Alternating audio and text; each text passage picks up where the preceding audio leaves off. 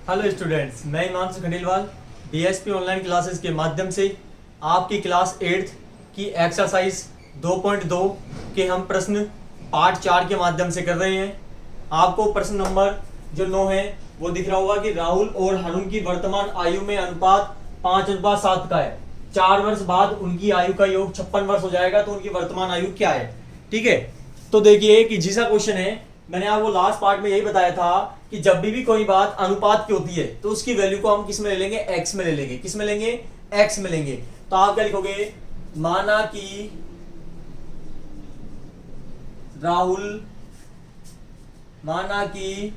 राहुल की वर्तमान आयु बराबर, अच्छा किस में, अनुपात में, तो 5 गुणा एक्स किस में ले लिया हमने, 5x, मतलब कि x की वैल्यू में कन्वर्ट कर दिया। ऐसे ही किसकी, हारून की वर्तमान आयु, हारून की वर्तमान आयु बराबर कितनी है, 7 है, अनुपात 7 में, तो 7 गुणा x बराबर कितनी हो गई, 7x हो गई।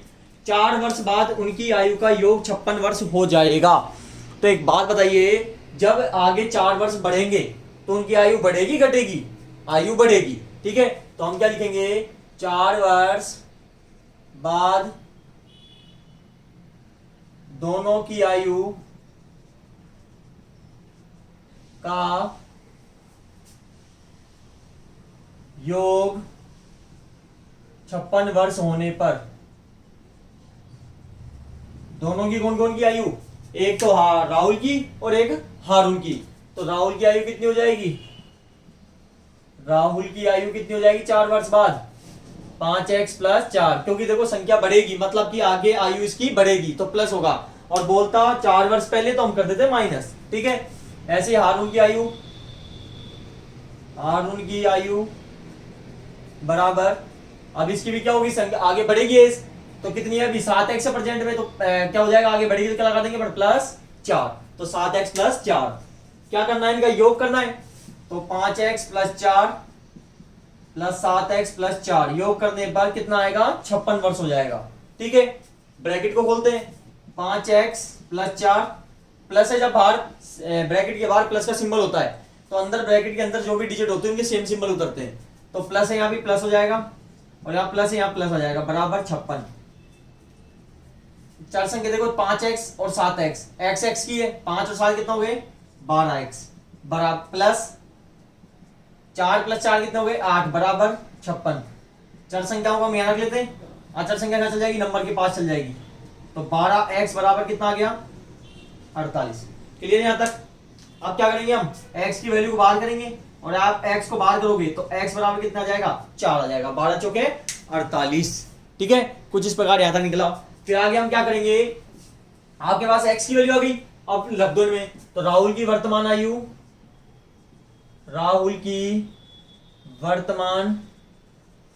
आयु बराबर कितनी है 5x, तो 5 गुणा x की वैल्यू कितनी है 4, तो कितने हो गया 20 वर्ष हो गया।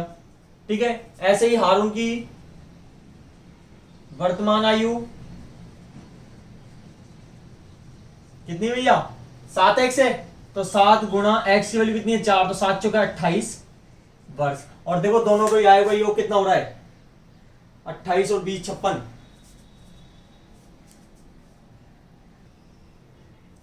ठीक है, तो देखो यहां आप इनका योग करो, देखो अभी कितनी है 20 वर्ष है, 4 वर्ष और जोड़ेंगे अपन क्योंकि देखो यहां जोड़ रही थी।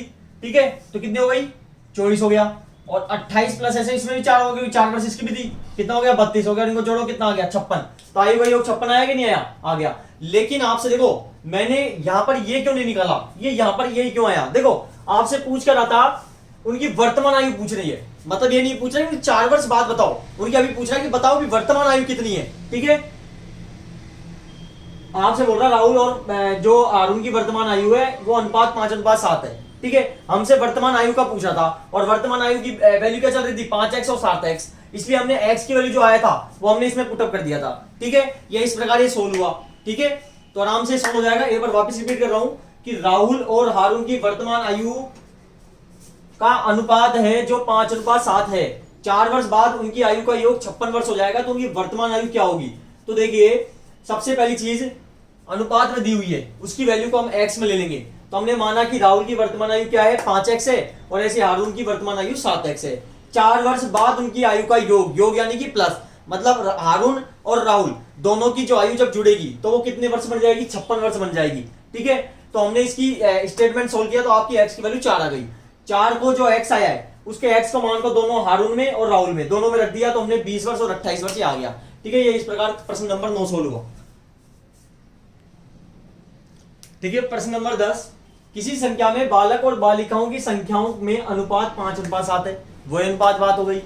यदि बालकों की संख्या बालिकाओं की संख्या से, तो देखो कंपेयर किसका हो रहा है, बालकों की संख्या का बालिकाओं की संख्या से कितनी अधिक है, 8 अधिक है, तो कक्षा में कुल कितने विद्यार्थी है। देखो सबसे पहली चीज अनुपात में, तो अनुपात किसका है, बालक और बालिकाओं का, तो लिखेंगे माना कि कक्षा में बालकों की संख्या बराबर 7 है, तो क्या हो गया 7 गुणा x बराबर 7x। ठीक है, ठीक इसी प्रकार हम करेंगे बालिकाओं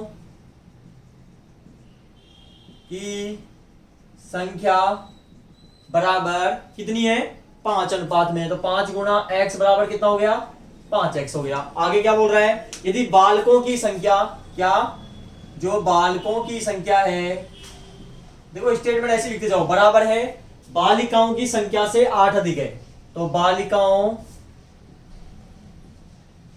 की संख्या 8 अधिक है तो +8।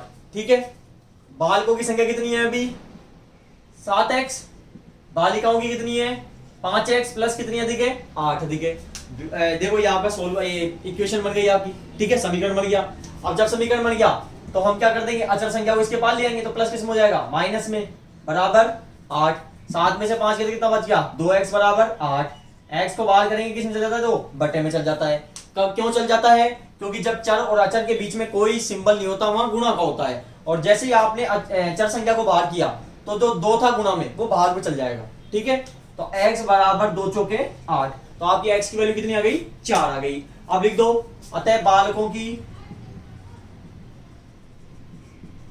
संख्या बराबर कितनी है 7x, तो 7 गुणा 4 बराबर कितनी हो गई 28, क्योंकि x की वैल्यू क्या आई है 4 आई है। ऐसे बालिकाओं की संख्या बराबर कितनी है अभी 5x, तो 5 गुणा x की वैल्यू 4, तो 5 चौके 20 हो गई। ठीक है, यह आपका सोल्व हो गया। एक बार वापस रिपीट कर रहा हूं इसको, यहां 20 है ये। ठीक है, देखो किसी कक्षा में बालक बालिकाओं के अनुपातों, जो अनुपात है संख्याओं का वो 7:5 है, तो अनुपात में है, हमने इनकी वैल्यू को x में कन्वर्ट किया।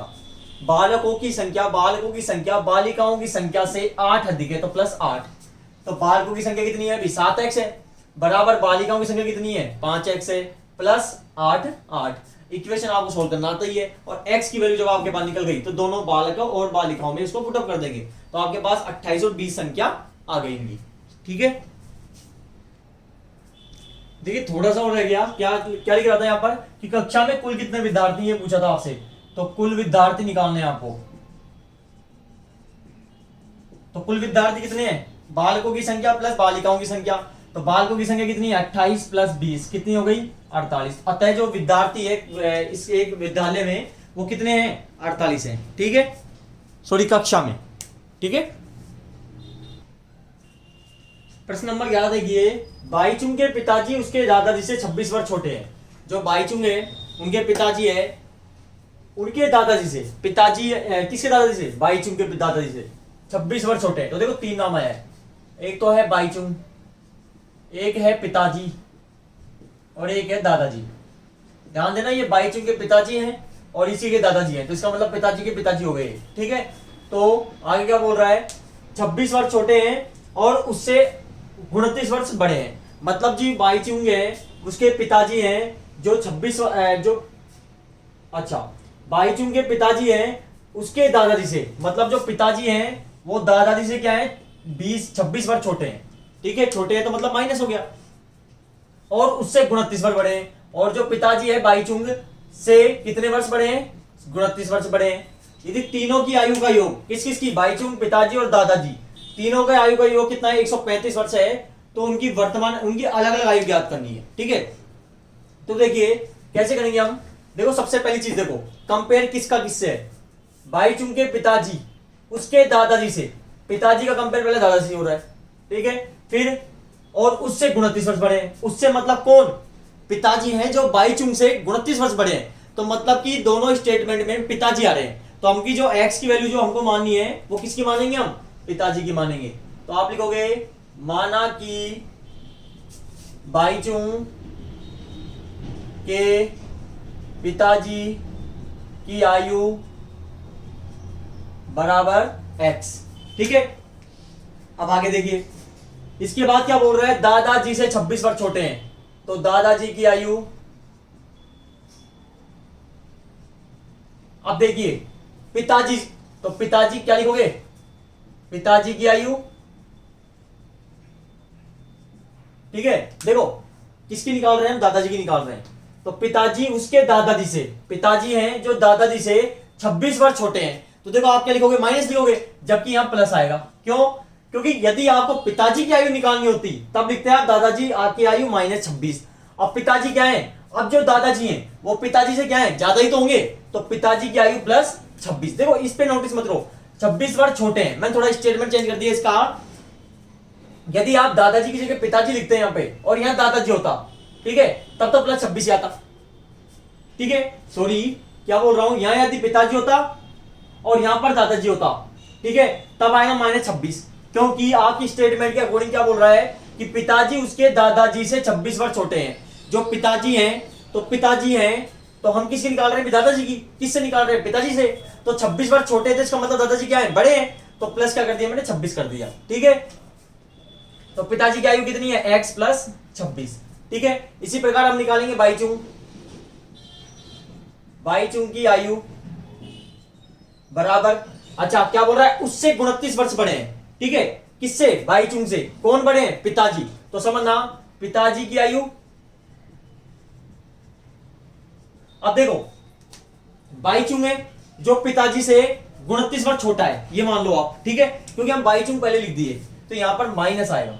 समझ आया कुछ क्या कहना चाह रहे हैं, यहां पर क्या आएगा, माइनस आएगा। यदि मैं, क्या है कि पिताजी जो बाईचुंग है वो पिताजी से, वो क्या बोल रहा है, उससे 29 वर्ष बड़े हैं। बड़े कौन है, पिताजी। किससे, बाईचुंग से। तो मैंने क्या लिख दिया, बाईचुंग की जो आयु है वो पिताजी से क्या है, 29 वर्ष छोटी होगी, ठीक है। तो पिताजी की आयु कितनी है, x - 29, ठीक है। तीनों की आयु का योग कितना है भैया, 135 वर्ष। किन किन की, तीनों, बाईचुंग, दादाजी और पिताजी। तो हम लिखेंगे तीनों की आयु कौन कौन सी है, पहले तो पिताजी की आयु, पिताजी की आयु कितनी है, x प्लस दादाजी की आयु x + 26 प्लस और बाईचुंग की आयु x - 29 बराबर कितनी है, 135 वर्ष, ठीक है। ब्रैकेट को खोलते हैं, x बाहर प्लस है, सिंबल सेम आएंगे, x + 26 बाहर प्लस है, सिंबल सेम आएंगे, बराबर 135। 1x 2x और 3x, देखो ये प्लस की ये माइनस की, प्लस माइनस क्या होता है, माइनस। 29 में से 26 का तो कितना बच गया, 3। संख्या माइनस की बड़ी प्लस की, माइनस की, तो आंसर माइनस में आएगा, बराबर 135। 3x बराबर 3 इधर चल जाएगा, किस में हो जाएगा, प्लस में हो जाएगा, दाएं पक्ष में गया तो माइनस में, तो प्लस में हो गया, तो 3x बराबर 138, ठीक है। x को हम बाहर करेंगे, बटे में चल जाएगा, तो जो x की वैल्यू आ गई 46 आ गई, ठीक है। कितनी वर्ष आ गई, 46 वर्ष आ गई। आगे, अब जब 46 वर्ष आ गई तो अब सबों की आयु निकल सकती है, तो x किससे मानी थी हमने, पिताजी की आयु, तो बाईचुंग के पिताजी की आयु कितनी है, x की वैल्यू कितनी है, 46, तो 46 वर्ष, ठीक है। इसी प्रकार बाईचुंग के दादाजी की आयु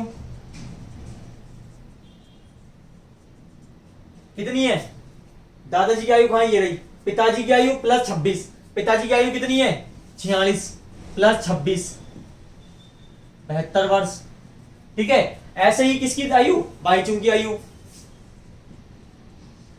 बाईचुंग की आयु, अच्छा बाईचुंग की आयु कितनी है, पिताजी की आयु -29, पिताजी की आयु कितनी है, 46 - 29, तो कितनी आ गई, 17 वर्ष, ठीक है। और तीनों को जोड़ो, 46 + 72 + 17, 7 और 2 9 और 6 15, ठीक है। और 7 और 4 11 1 12 और 1 13 135 वर्ष आ गई। ठीक है, तो क्या कह रहा था, वापिस एक बार रिपीट कर रहा हूं। बाईचुंग के पिताजी उसके दादाजी से 26 वर्ष छोटे हैं। बाईचुंग के पिताजी हैं जो दादाजी से, ठीक है, 26 वर्ष छोटे हैं और उससे 29 वर्ष बड़े हैं। तो देखो मैंने x की वैल्यू किसको माना है, जो दोनों से कंपेयर हो रहा है। तो पिताजी से भी, सॉरी, दादाजी से भी कंपेयर हो रहा है और बाईचुंग से भी कंपेयर हो रहा है। किसका, पिताजी से। तो मैंने माना कि बाईचुंग के पिता की आयु क्या है, x है। आगे क्या बोल रहा है, जो दादाजी से 26 वर्ष छोटे हैं। तो दादाजी की आयु क्या हो जाएगी, 26 वर्ष छोटे हैं तो क्या होगी, दादाजी की बढ़ेगी घटेगी, बढ़ेगी। तो x प्लस 26 हो गया। ठीक है, मैं फिर समझ रहा हूं, यदि यहाँ पिताजी की आयु लिखते तब आता x माइनस 26। ठीक है, तब दादाजी की x होती। लेकिन आप इससे करोगे तो सबसे इजी फॉर्मूला है, क्योंकि दादाजी की आयु जो पिताजी से क्या है, ज्यादा है। ये मानो आप, क्योंकि पिताजी दादाजी से जब छोटे हैं तो दादाजी की आयु क्या है, ज्यादा ही है। ठीक है, बाईचुंग की आयु आगे क्या बोल रहा है, 29 वर्ष बड़े हैं। तो बड़े किससे हैं, बाईचुंग से। तो इसका मतलब बाईचुंग क्या हो गया, छोटा हो गया। तो पिताजी की आयु माइनस 29। इस स्टेटमेंट को जो हमने करा, स्टेटमेंट जो दिया हुआ था, ये तीनों, इनको हमने जब इक्वेशन को जब हम सोल्व करा तो हमारे पास 46 वर्ष आ गया। और ये x की वैल्यू को हमने बाईचुंग, दादाजी और बाईचुंग की आयु में, एक तो पिताजी में, एक दादाजी में और बाईचुंग में, तीनों में ऐड कर दिया तो आपकी ये आ गया। ठीक है,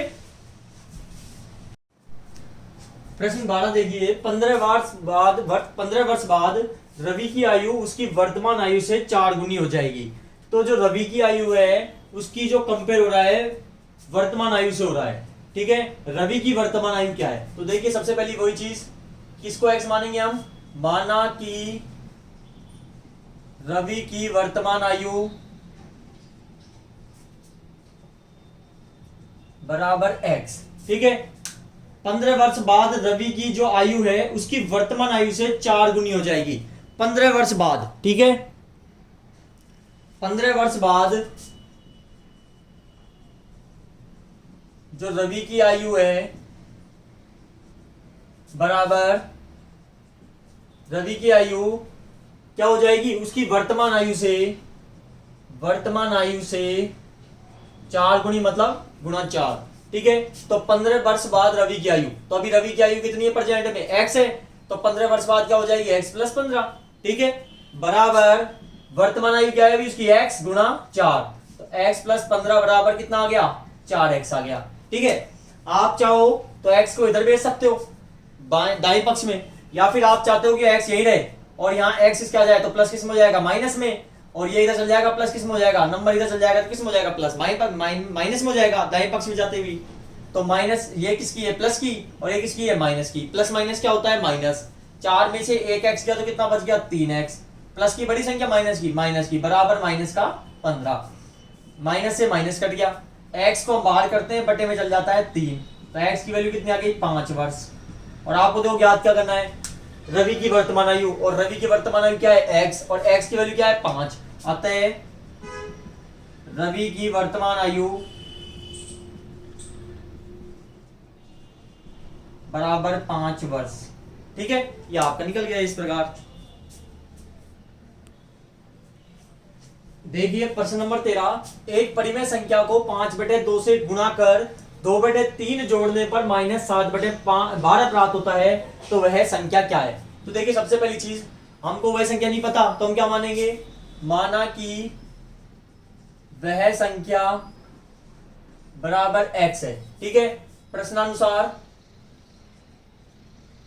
क्या बोल रहा है आपसे कि इस परिमेय संख्या को जो माना है हमने, ठीक है, परिमेय संख्या को 5/2 से गुणा कर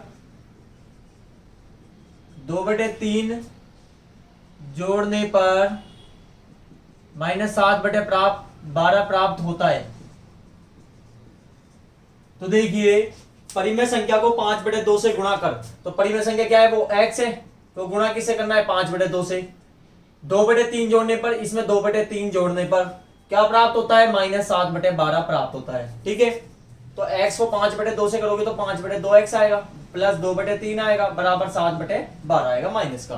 ठीक है, जब भिन्न है, प्लस है, एलसीएम लेंगे हर किया, तो 2 और 3 का एलसीएम कितना होता है, 6। 2 का भाग 6 में दोगे, 3 को गुणा करोगे हर से, अंश से, थोड़ी अंश क्या है, 5x है, प्लस है, प्लस लगा देंगे। 3 का भाग 6 में दोगे, 2 को गुणा करोगे अंश से, बराबर माइनस का 7/12। ठीक है, 3 को 5 से गुणा करोगे 15x प्लस 2 दूनी 4/6 बराबर -7/12। ठीक है, बराबर का सिंबल है, दोनों साइड भिन्न है, क्या कर सकते हैं हम, व्रज गुणा। तो व्रज गुणा करने पर तो 12 से तो गुणा करेंगे 15x प्लस 4 को, और 6 से गुणा करेंगे -7 को। तो 12 को 15 से जब गुणा करेंगे अपन 180 आएगा।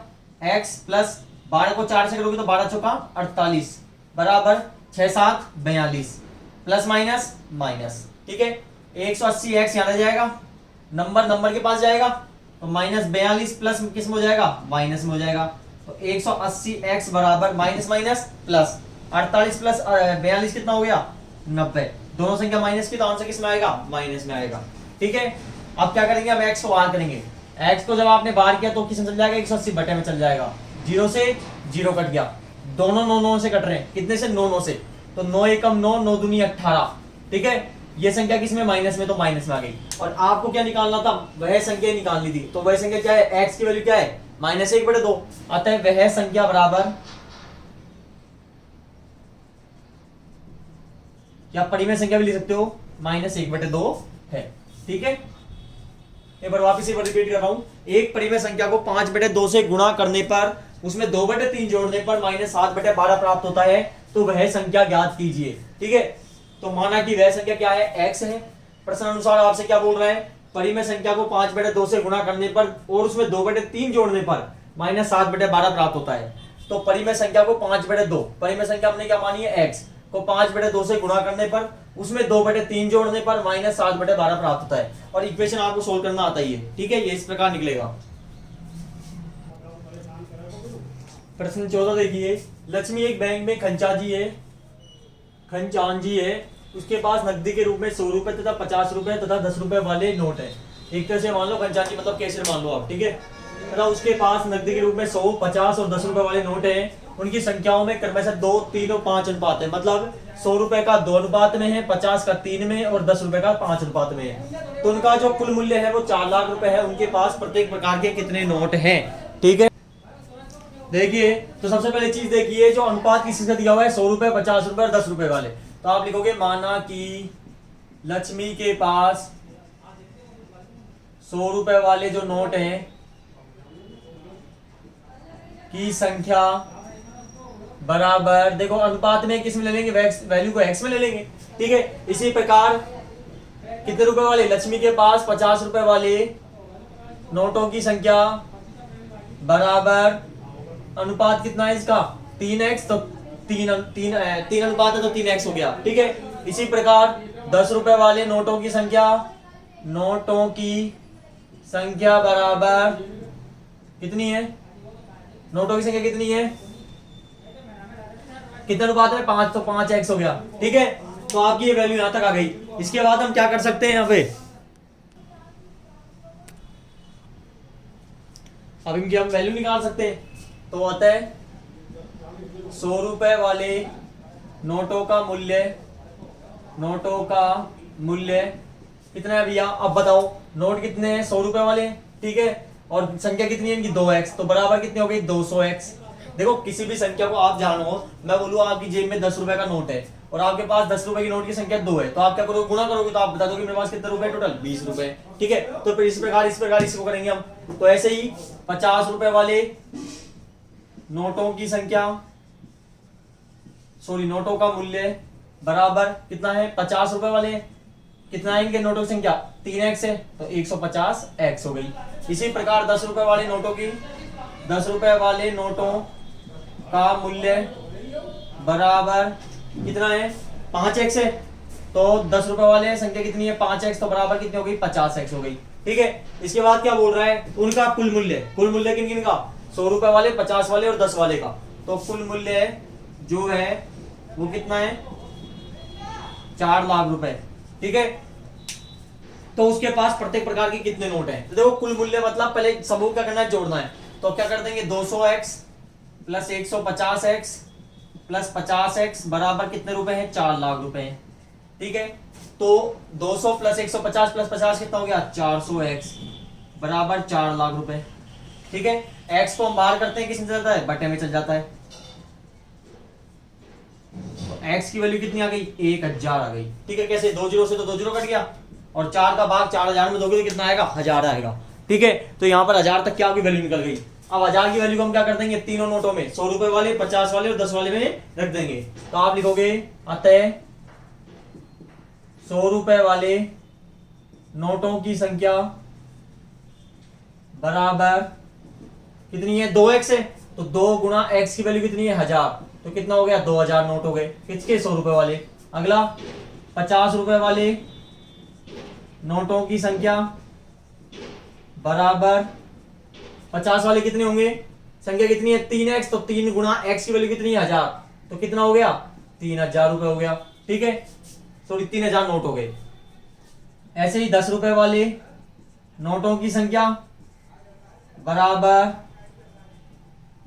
तो 10 रुपए वाले नोटों की संख्या कितनी है, 5x, तो 5 गुणा x की वैल्यू कितनी है, 1000, तो कितने हो गए, 5000 हो गए। अब देखिए आप 2000 को 100 से करोगे 2 लाख आ गए, 3000 को 50 से करोगे 1.5 लाख हो गए, और 5000 को 100 से करोगे 10 से करोगे सॉरी तो 50000 हो गए।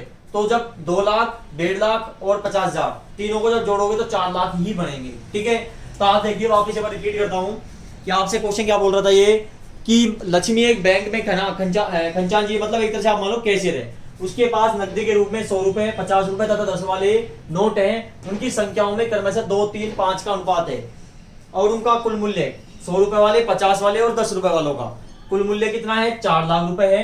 तो उसके पास प्रत्येक प्रकार के कितने नोट हैं। तो देखिए मैंने आपको लास्ट कई बार बताया है कि जब भी कोई चीज अनुपात में, उसकी वैल्यू को हम x में ले सकते हैं। ठीक है, तो माना कि लक्ष्मी के पास देखो 100 रुपए वाले 2 अनुपात तो 2x हो गया, 50 वाले 3 अनुपात तो 3x हो गया, और 10 रुपए वाले 5 अनुपात तो 5x हो गया। तो हमने इसको इस प्रकार सोल्व किया। इस प्रकार मैंने आपको जब आपके पास संख्या आ गई, मतलब की संख्या आ गई है, तो आपके पास 100 रुपए वाले नोटों की संख्या कितनी है, 2x, तो संख्या है और मूल्य भी आपको पता है, तो क्या कर देंगे, मूल्य निकल जाएगा। किस प्रकार निकलेगा, देखो वैल्यू आपको पता है कितने रुपए की है, 100 रुपए की है, संख्या कितनी है, 2x है, तो 100 को 2 से करा 200 आ गया। इसी प्रकार सबों को करेंगे, 50 को 10 को, तीनों को निकलने के बाद जब कुल मूल्य कितना बता रहा है, 4 लाख रुपए, तीनों को हम क्या कर देंगे, स्टेटमेंट को जोड़ देंगे, तो x की वैल्यू कितनी आ गई, 1000 आ गई, और x की वैल्यू को हम तीनों नोटों में रख देंगे, 100, 50 और 10 में, तो आपका ये आंसर इस प्रकार निकल जाएगा। प्रश्न नंबर 15 देखिए, मेरे पास 300 रुपए के 1 रुपए वाले, 2 रुपए वाले तथा 5 वाले सिक्के हैं। ठीक है, 300 रुपए के मतलब टोटल 300 रुपए हैं, जिनमें 1 रुपए वाले, 2 रुपए और 5 रुपए वाले क्या है, सिक्के हैं। 2 रुपए वाले सिक्कों की संख्या 5 रुपए वाले सिक्कों की संख्या से तिगुनी है। ध्यान देना, 2 रुपए वालों सिक्कों की संख्या 5 वाले सिक्कों की संख्या, तो कंपेयर 2 रुपए का किससे हुआ, 5 रुपए से, तो हम वैल्यू को x किसकी लेंगे, 5 रुपए की। ठीक है, संख्या से तिगुनी है और सिक्कों की कुल संख्या कितनी है, 160 है, मतलब 5 रुपए, 2 रुपए और 1 रुपए मिला के जो टोटल सिक्के बनते हैं वो बनते हैं 160। ठीक है, मेरे पास प्रत्येक प्रकार के कितने सिक्के हैं, तो देखिए हम लिखेंगे इसको कैसे, किस प्रकार करेंगे, तो क्या लिखोगे, सबसे पहले माना कि 5 रुपए वाले सिक्कों की संख्या, अभी बताया था मैंने x क्यों माना है। ठीक है, सिक्कों की संख्या बराबर क्या है, x है। ठीक है, क्योंकि 2 रुपए वाले सिक्कों का कंपेयर 5 रुपए वाले सिक्कों से हो रहा है, तो 2 रुपए वाले सिक्कों की संख्या 5 रुपए वाले सिक्कों की संख्या से तिगुनी है, तो 2 रुपए वाले निकल जाएंगे। तो 2 रुपए वाले सिक्कों की संख्या,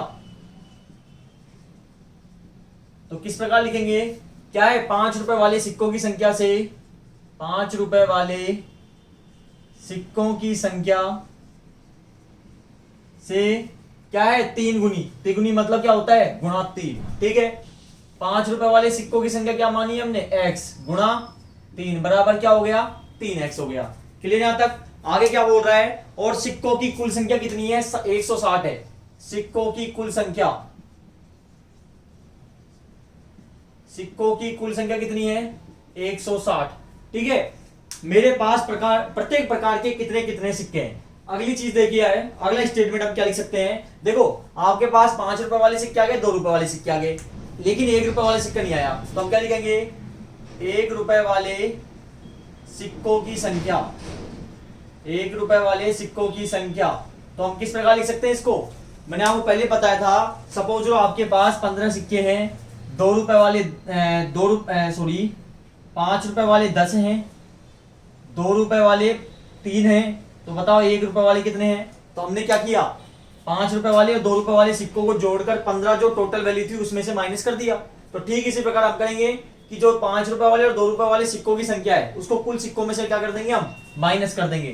तो क्या लिखेंगे, 1 रुपए वाले सिक्कों की संख्या 160 माइनस 5 रुपए वाले सिक्कों की संख्या प्लस 5 रुपए वाले सिक्कों की संख्या प्लस 2 रुपए वाले सिक्कों की संख्या बराबर 160 माइनस 3 प्लस 1x कितना हो गया, 4x। तो 160 माइनस 4x आ गया। अब आपको पता है हम वैल्यू निकाल सकते हैं सिक्कों की, तो आप क्या लिखोगे, 5 रुपए वाले सिक्कों का मूल्य किस प्रकार निकालेंगे, सिक्कों की संख्या कितनी है x, तो मूल्य कितना हो जाएगा 5 गुणा x, क्योंकि जो सिक्के हैं वो x है संख्या और जो उनकी वैल्यू है वो 5 रुपए है, तो क्या हो गई 5x हो गई। ऐसे ही 2 रुपए वाले सिक्कों का मूल्य, 2 रुपए वाले सिक्कों का मूल्य, तो 2 रुपए वाले सिक्कों का मूल्य किस प्रकार निकलेगा, कितने हैं सिक्के 3x, वैल्यू कितनी है 2 रुपए की, तो कितना हो गया 6x हो गया। ठीक इसी प्रकार 1 रुपए वाले सिक्कों का मूल्य, 1 रुपए वाले कितने हैं सिक्के कितने हैं 160 माइनस 4x और वैल्यू कितनी है 1, तो 1 गुणा 160 माइनस 4x, और 1 को 160 से करोगे 160 आएगा, माइनस 4x को 1 से करोगे तो 4x आएगा। ठीक है, यहां तक आपका ये मूल्य निकल गया। तो आपसे क्या बोल रहा है, अब देखिए टोटल वैल्यू कितनी है आपके पास 300 रुपए, तो कुल मूल्य कितना है 300 रुपए। और आपको पता है कुल मूल्य मतलब क्या होता है कि 5 रुपए वाले, 2 रुपए वाले और 1 रुपए वाले, इन तीनों को मिलाकर 300 रुपए बनते हैं। तो एक बात बताइए, जब तीनों मिलेंगे तो तीनों क्या होंगे, प्लस होंगे नहीं होंगे, होंगे। तो हम क्या लिखेंगे, तो आप आगे लिख सकते हो क्या, 5 रुपए वाले सिक्के प्लस 2 रुपए वाले सिक्के प्लस 1 रुपए वाले सिक्के। तो 5 रुपए वाले सिक्कों की वैल्यू कितनी है 5x, 2 रुपए वालों की 6x प्लस 160 माइनस 4x। ठीक है, बराबर कुल मूल्य कितना है 300। ठीक है, आगे ये भी x का ये भी x का प्लस प्लस है, 6 प्लस 5 कितना हो गया 11x माइनस 4x बराबर 300। नंबर के पास जाएगा, दाएं पक्ष में जाएगा नंबर 160, तो 160 जब दाएं पक्ष में जा रहा है तो प्लस किस में हो जाएगा माइनस में। तो कितना आ गया यहां पर 7x बराबर 140। x को हम बाहर करते हैं, 7 किस में चल जाएगा बटे में, तो x की वैल्यू कितनी आ गई 20 आ गई। अब इस x के मान को हम 5 रुपए वाले, 2 रुपए वाले और 1 रुपए वाले सिक्कों में रख सकते हैं। तो आप क्या लिखोगे, अतः 5 रुपए वाले सिक्कों की संख्या बराबर, अभी कितनी वैल्यू है इसकी x है और x का मान क्या है 20, तो ये 20 सिक्के आ गए। ठीक इसी प्रकार 2 रुपए वाले सिक्कों की संख्या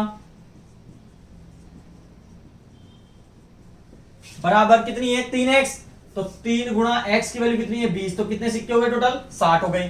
ठीक इसी प्रकार 1 रुपए वाले सिक्कों की संख्या,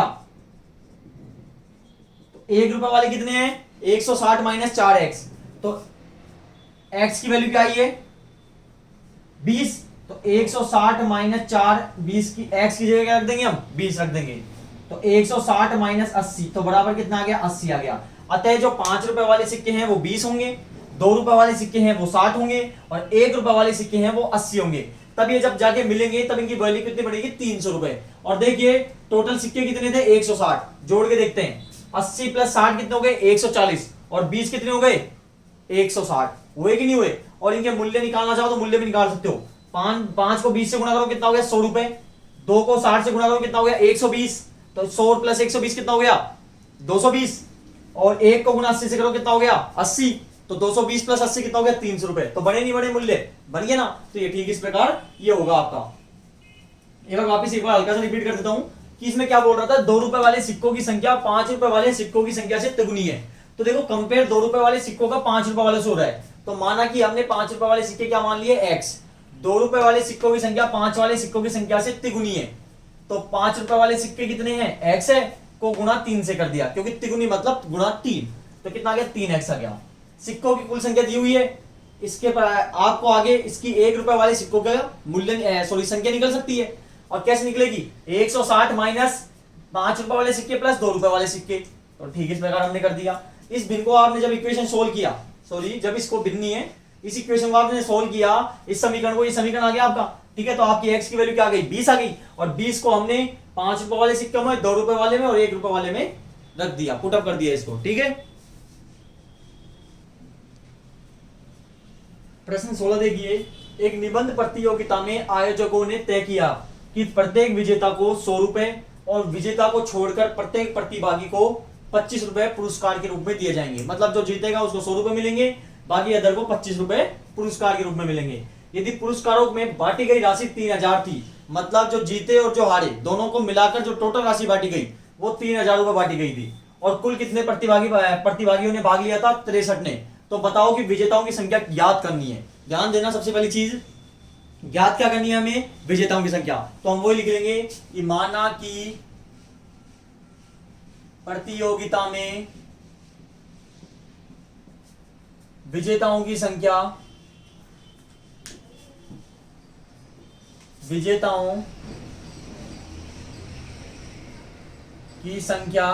बराबर x है, ठीक है। आपको मैं एक एग्जांपल देता हूं। आप सपोज करो आप 10 बच्चे एक मैच खेल रहे हो, ठीक है। यदि आपने 6 बच्चों ने कोई विजेता, मतलब विजेता घोषित हो गए, मतलब सपोज करो 10 बच्चे कोई गेम खेल रहे हैं, क्रिकेट छोड़ो, 10 बच्चे क्या खेल रहे हैं, कोई गेम खेल रहे हैं, उनमें से 6 बच्चे विजेता हो गए, तो बाकी के जो विजेता नहीं हुए या विजेता नहीं हुए वो कितने बच्चे होंगे, 4 होंगे। कैसे निकाला आपने, टोटल में से जो जीते उनकी वैल्यू को माइनस कर दिया, तो आपकी जो नहीं जीते उनकी वैल्यू आ गई। तो ठीक इसी प्रकार हम क्या कर सकते हैं, जो नहीं जीते उनकी वैल्यू भी निकाल सकते हैं। तो आपने क्या लिखा, माना कि प्रतियोगिता में विजेताओं की संख्या बराबर क्या है, x है, ठीक है। कुल प्रतिभागी कितने हैं, कुल प्रतिभागियों की संख्या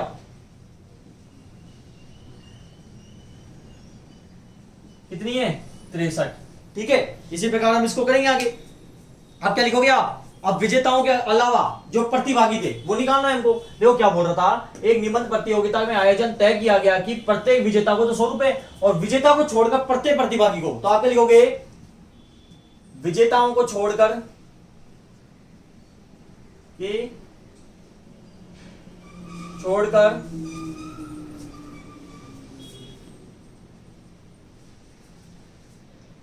विजेताओं के अलावा, डायरेक्ट लिख दो आप, इसका लिखने की जरूरत नहीं है, क्या कि विजेताओं के अलावा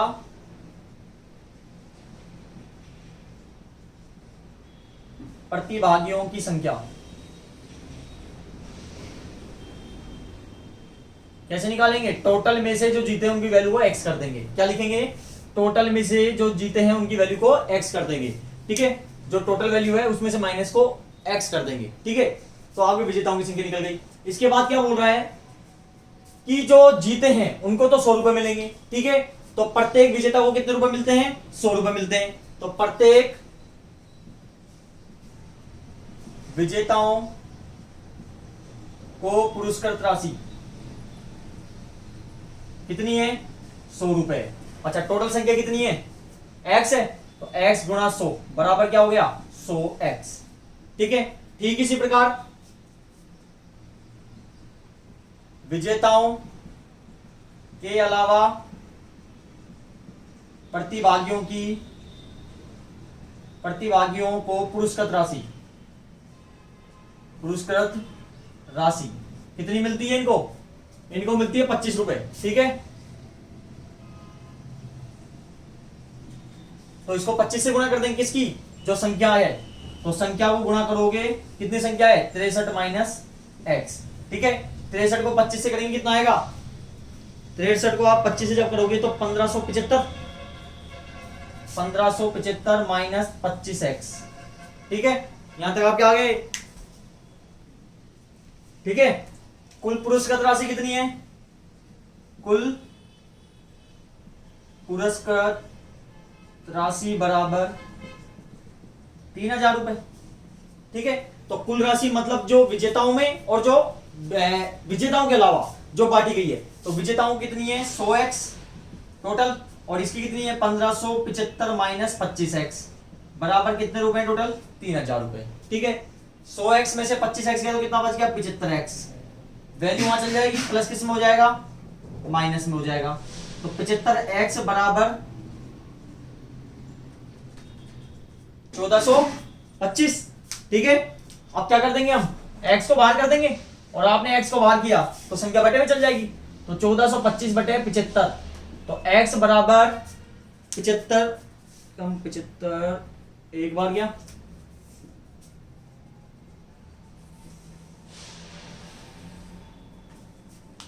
अच्छा 9 बार जाएगा। ठीक है, तो x की वैल्यू कितनी आ गई 19 आ गई। ठीक है, यहां तक क्लियर।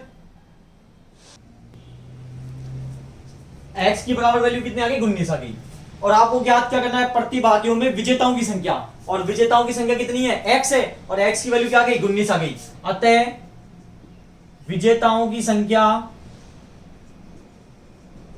बराबर कितनी है 19 है। यदि सपोज पूछता विजेताओं के अलावा प्रतिभागियों की संख्या बताओ तो क्या करते थे 63 माइनस एक्स, क्योंकि 63 की वैल्यू क्या है x, 63 में से क्या घटाना है x घटाना है, तो 63 माइनस एक्स की वैल्यू क्या है 19 है, तो इसकी भी विजेताओं की अलावा जो थी वैल्यू वो भी निकल जाएगी।